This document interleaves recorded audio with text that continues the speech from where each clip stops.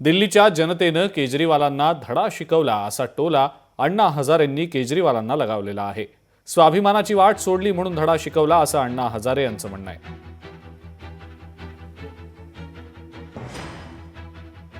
पहिला मुख्यमंत्री होता आपचा, चांगलं काम करत होता। मी कधी 3 वेळेला त्याने दिल्लीमध्ये शपथविधी घेतला, कधी शब्द बोललो नाही। चांगलं काम करतो। दारूचे दुकान काढायला लागला, मग मला फार खटकला। त्याने समाजासमोर आदर्श ठेवायला पाहिजे, याचा विचार करायला पाहिजे होता। तो केला नाही।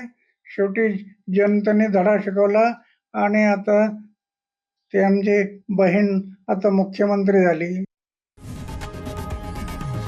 लोकशाही मराठी ऐका, पहा, जागरूक रहा।